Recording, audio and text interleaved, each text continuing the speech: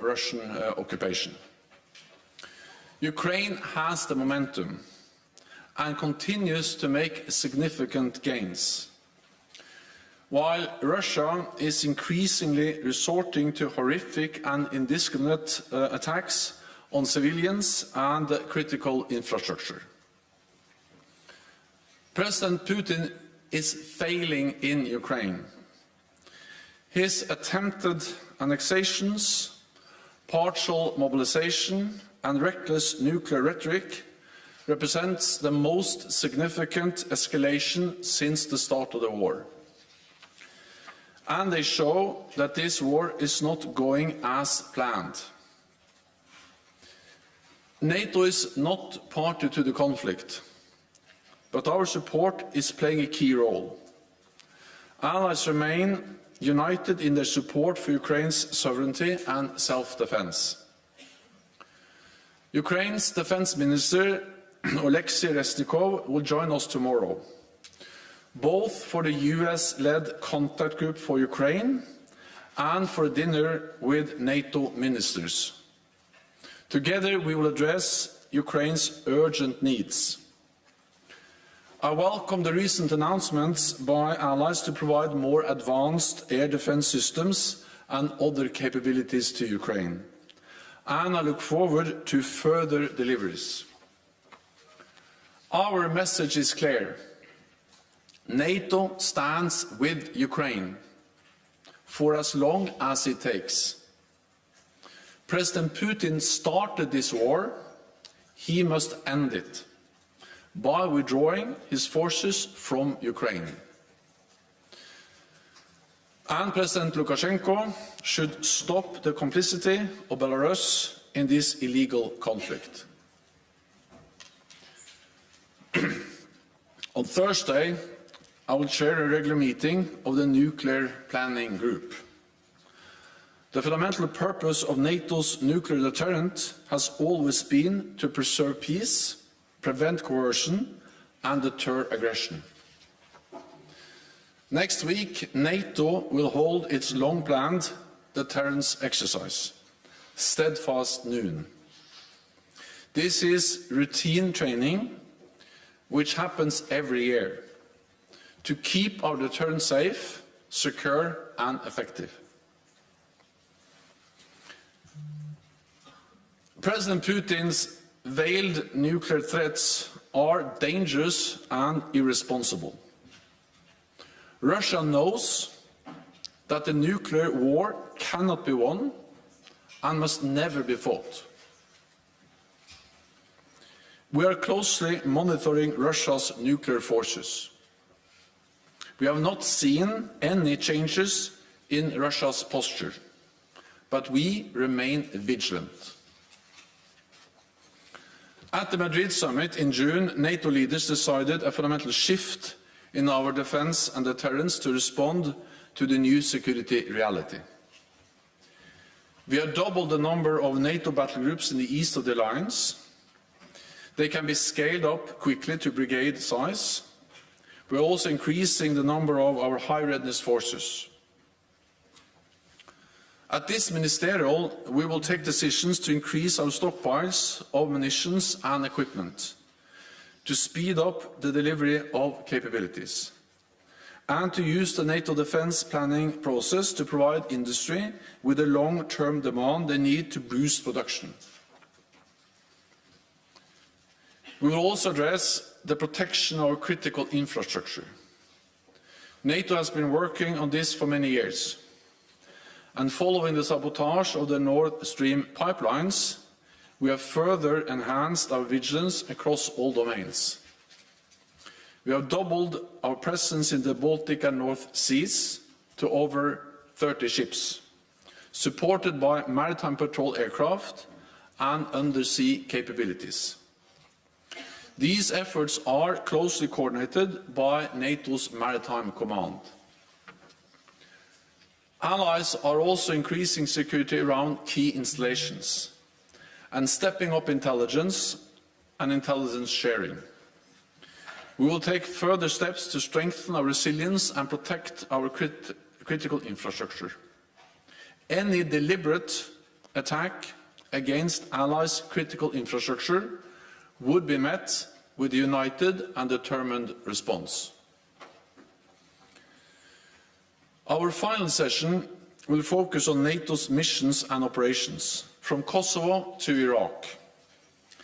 We will be joined by EU High Representative Borrell, because NATO and the European Union face the same security challenges. We have a difficult winter ahead, so it's even more important that North America and Europe continue to stand united in support for Ukraine and in defense of our people. And with that, I'm ready to take your questions. We'll start at the very top with Deutsche Welle, NPR. Thank you. Mr. Secretary General, you said that you will be making decisions at this meeting about how to increase national stockpiles and keep your arsenals full while supplying more to Ukraine. But for example, with the air defense, the air-to-air missile system that Germany is sending, that was something that Germany was expecting to order for itself. Estonia has sent its entire shipment of javelins to Ukraine. So are you worried that while allies are supplying Ukraine with everything they can, they are leaving themselves unprotected at home? And what will be your deliverables out of this meeting that will change that in terms of manufacturing processes and streamlining this? Thank you.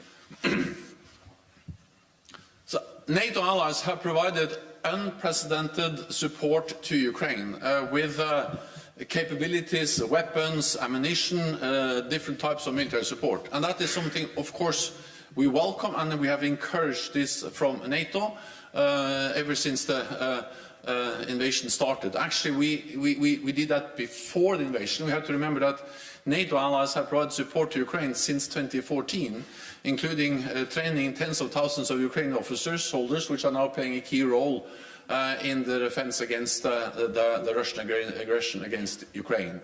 But after the invasion, the allies stepped up.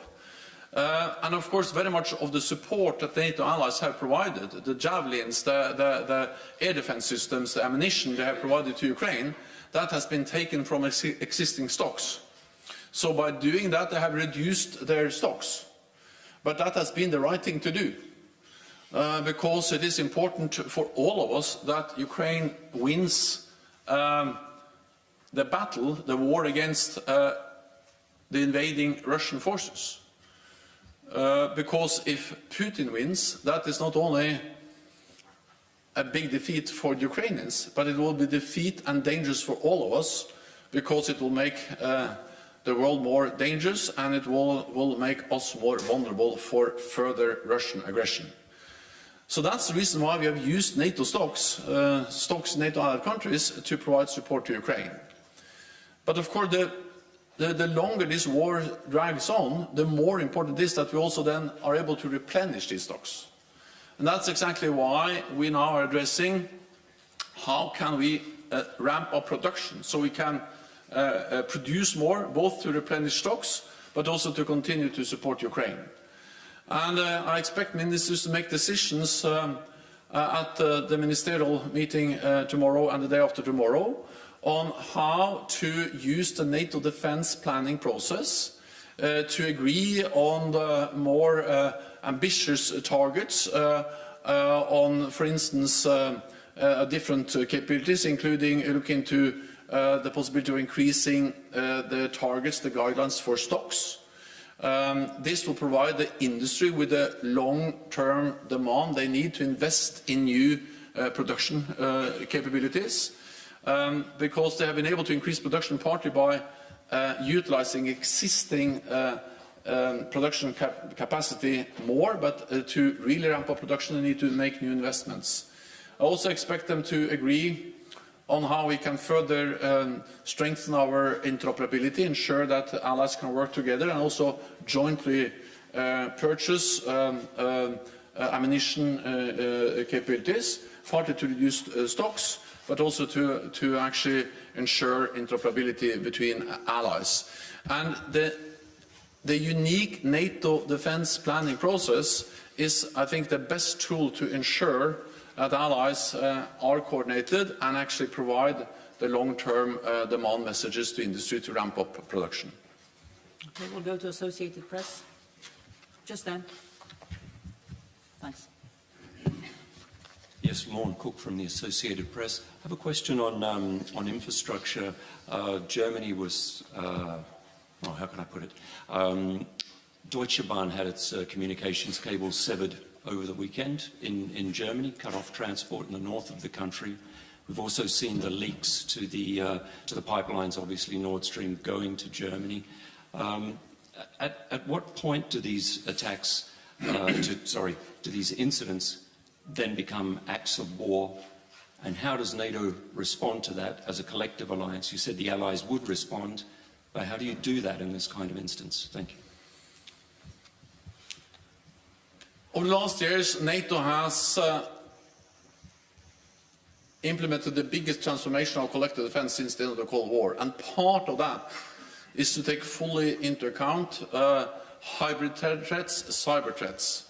And therefore also stated a few years ago that hybrid and cyber attacks can trigger Article 5, can constitute an armed attack against a NATO ally. And we have stepped up both our work on resilience, the protection of critical infrastructure. We are conducting more exercises both on hybrid threats and cyber threats. And we are exchanging best practices and have also agreed guidelines on the protection of the critical infrastructure. All of this is about protecting, for instance, undersea capabilities or undersea infrastructure, pipelines, cables, but also, of course, energy grids, energy production, transportation infrastructure. Of course, I cannot comment on those specific incidents because there are ongoing investigations. And I think we need to await the outcome of this investigation before we make any final judgment. But in general, I can say that, of course, we are closely monitoring every incident that may constitute a hybrid or cyber attack against NATO allies. And we are ready to take the necessary measures if needed. Exactly what kind of measure depends on the nature of the attack, and we will never give our potential adversaries the privilege of defining exactly where the threshold for Article 5 goes. That will be a decision we make as allies, taking into account the precise context, the specific situation we will face if there is a hybrid or cyber attack against the NATO ally. Interfax Ukraine, lady in the middle there.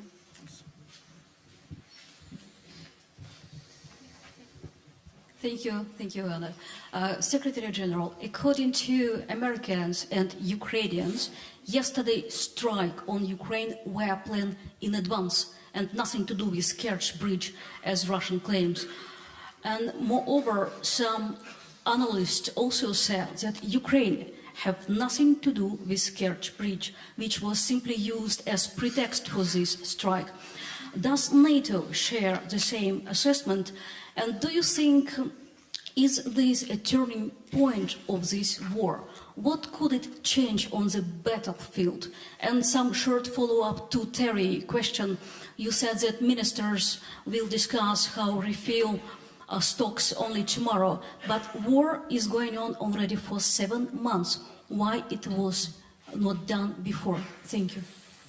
So first, we have already, of course, started the dialogue with the industry and with the different allies on how to ramp up production and refill or replenish our stocks. We had a meeting of the NATO Armament directors a couple of weeks ago here in NATO, so this is an ongoing work. But when all the ministers meet tomorrow, of course, that provides an excellent opportunity to take stock of what we have achieved, how far we have been able to move on ramping up production, but also then to make new decisions on how to further ensure that we are not only digging into existing stocks to provide support to Ukraine, but actually also able to ramp up production. And we need to ramp up production of ammunition and weapons to both ensure the deterrence on defense of our own allies, NATO allies, but also to have enough to continue for the long haul to provide support to Ukraine.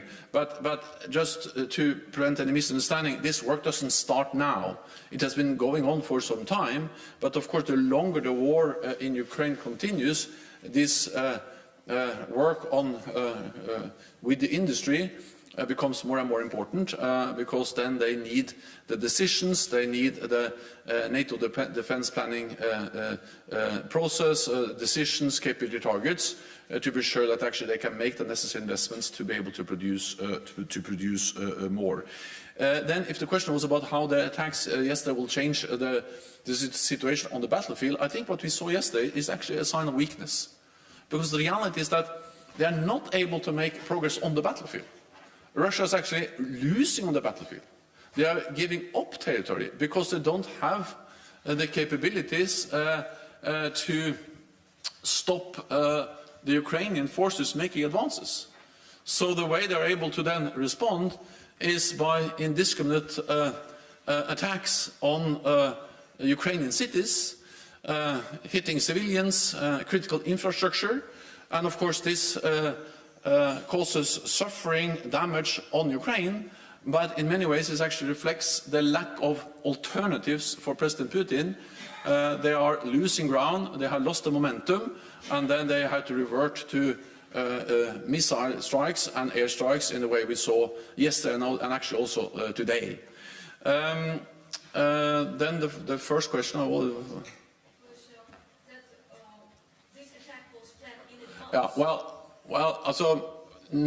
Russia has conducted similar attacks earlier in the war. We have seen, of course, there is some time since we have seen similar attacks against Kiev and some of the cities in the western part of the country, but we have seen attacks against cities in Kherson, in Zaporizhzhia, in other parts of Ukraine actually quite regularly. So they have these capabilities. Exactly when these attacks were planned, I will not go into, but the reality is that it doesn't change the nature of the attack. These are attacks against cities, civilians are killed, civilian infrastructure is targeted, and this is unacceptable, and this is something which goes against international law. Financial Times. Henry Foy, Financial Times, thank you so much for the question. I want to ask about the nuclear exercises. Was there any discussion amongst the 30 allies whether this was such a good idea to practice flying nuclear weapons around, given the heightened threats from Russia and the potential for miscalculation or misunderstanding? And secondly, will this year's exercise be different to previous years, given the context, which of course is incredibly important here? And I'm aware that it's an annual exercise, it's routine, so that's all understood, but I'm asking about whether or not there was a discussion inside the alliance about whether now was really the right time to do this. Thank you. Now is the right time to be firm and to be clear that NATO is there to protect and defend all allies. And this is a long-time planned exercise, actually planned before the invasion of Ukraine. It's a routine exercise, and it's an exercise to ensure that our nuclear deterrent remains safe, secure and effective. I visited this exercise a few years ago. We have been open about the exercise, and I think it would send a very wrong signal if we suddenly now cancelled a routine, long-time planned exercise because of the war in Ukraine. That would be absolutely the wrong signal to send. And we need to understand that NATO's firm, predictable behavior, our military strength, is the best way to prevent escalation. We are there to preserve peace, to prevent escalation and prevent any attack on NATO allied countries. So if we now created grounds for any misunderstanding, miscalculation in Moscow about our willingness to protect and defend all allies, we would increase the risk for escalation, and that's the last thing we will do. Polish radio. Lady in blue there. Yeah. Thank you, Anna Bata, Polska Polish Radio, public broadcaster. Secretary General, there are some suggestions from various politicians from various member states that in the light of yesterday's and today's attacks on the critical infrastructure, civilian infrastructure, killing civilians, it's high time to call Russia as a terrorist state. Will you call Russia as a state that sponsored terrorism? And the second question, there are also suggestions to call the summit on the level of the leaders of NATO. Are you planning to call such a summit? Thank you. We are constantly consulting among NATO allies. We have already conducted 3 NATO summits this year. We will convene a summit when needed, so when we have the meetings we need when we need them.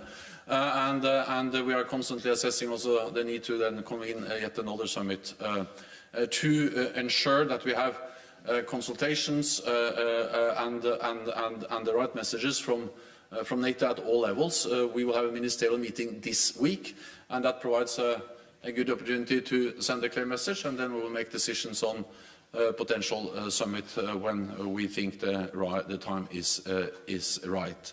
Then on the nature of the war. Well, this is an illegal invasion of another country. This is a clear violation of international law. Russia invaded a sovereign independent nation, violated its territorial integrity and sovereignty. That actually didn't start in 2022 or in February this year. It started in 2014. But of course they scaled up their aggressive actions against Ukraine in February, and they have violated international law in a blatant way. And we've also seen horrendous and horrific attacks against civilians. We have seen the reports from Bucha, from many other places in Ukraine. And the important thing now is that all facts are made available, that we have thorough investigations. NATO allies support the ongoing investigations, and that those responsible are held accountable for these atrocities. We'll go to Frankfurt Allgemeine.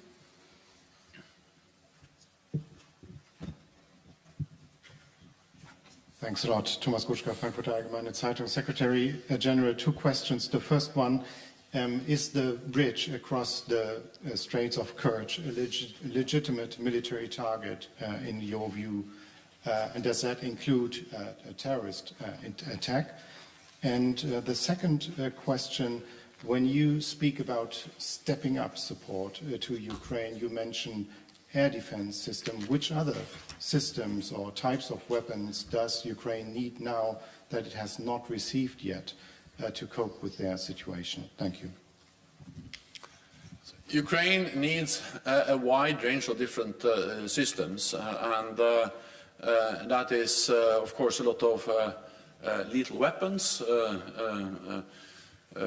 artillery, armored vehicles, air defense systems, and many other anti-tank weapons, but also, of course, non-lethal support, fuel, and winter clothing, and communications systems, and a lot of different types of support.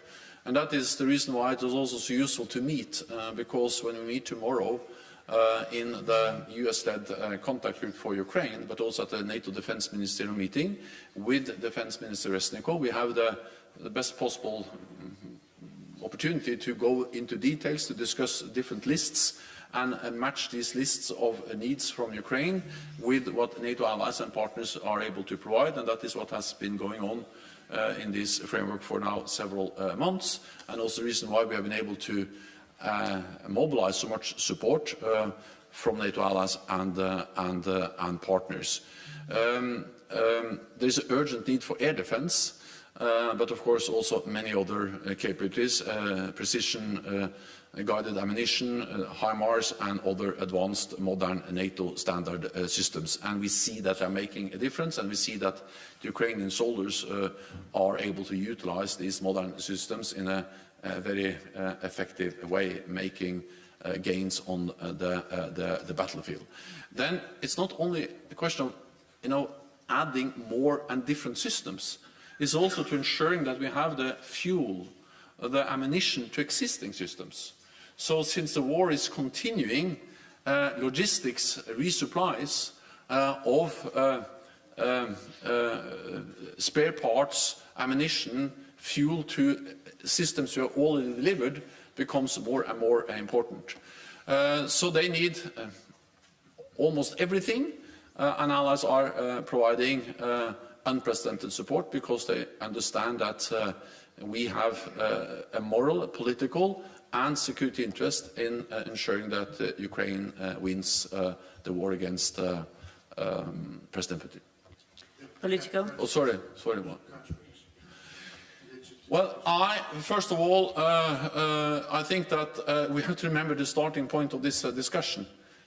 Crimea is illegally annexed by Russia. Crimea belongs to Ukraine. And NATO allies, and NATO may declare that we will not recognize and never recognize the illegal annexation of Crimea. And it was Russia that started this war. President Putin started this war. And then I will not go into who was behind the attack against that bridge. I will leave that to the Ukrainians to comment on that. Political.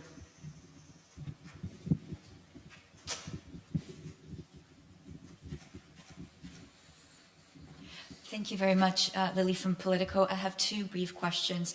Going back to the issue of air defense, in the coming weeks, so in the short term, do you believe that NATO allies have the capacity to provide Ukraine with all the air defense systems that Kyiv is asking for? Are you expecting any further announcements in the coming days? And the second question is more looking toward the future. Given the domestic pressures in Russia, what kind of planning is there at NATO for the possibility of President Putin leaving office and the destabilization that might follow? Is this something you are discussing? Thank you. Just over the last days, we have had two new announcements from NATO allies, from Germany and the United States, to provide more advanced air defense systems. The Germans announced it yesterday, and we welcome, of course, that. And the United States has announced further delivery, and we know also that they have announced that they are also ready to provide and deliver NASAMS, which are actually one of the many advanced systems that Ukraine has received over the last months. And again, we need more. And we need also more ammunition to these systems, and I welcome that allies are doing that. These air defense systems are making a difference because many of the incoming missiles were actually shot down by Ukrainian air defense systems provided by NATO allies. But of course, as long as not all of them are shot down, of course, there is a need for more. And therefore, we are going to address at the meeting this week, tomorrow, with Defense Minister Resnikov, what type, and how can we ensure not only the delivery of the systems as soon as possible, but also training, spare parts, and ammunition to their air defense capabilities. Then it was one more question. Yeah. Sorry. No, first of all, I think that we just have to be prepared for long haul. I will be careful speculating too much about the domestic political situation in Russia.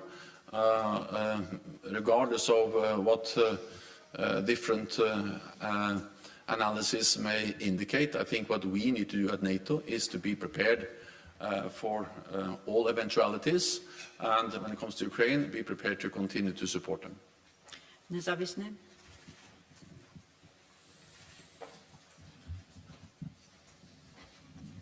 Thank you very much. Dejan Šejnović, Nezavisne novine from Bosnia and Herzegovina. So next month there's an important vote in Security Council about the extending the European Union military mission in Bosnia and Herzegovina. Up to this year it was a routine. Now maybe Russia could put a veto to the mission. Are you concerned about the situation, security situation in Bosnia and Herzegovina? And maybe more broadly, what's your assessment of the situation in Western Balkans in security? Thank you. So we are, of course, following the situation in the Western Balkans very closely. We have several allies who are Western Balkan countries, and the part of the successful NATO enlargement over the last years has been actually with countries from the Western Balkans, including most recently North Macedonia and Montenegro. NATO has a history in the Western Balkans. We have helped to end the 2 brutal ethnic wars, including the war in Bosnia and Herzegovina. We still have a presence in the Western Balkans with the KFOR mission in Kosovo, and also our support for NATO headquarters in Sarajevo, and the support for the EU operation Althea. I will not speculate about whether the mandate for Operation EUFOR Althea will be renewed or not. The only thing I will say, this is nobody's interest that the mandate is not renewed, because the EU presence there, and with the support from NATO, is helping to address the challenges Bosnia-Herzegovina faces.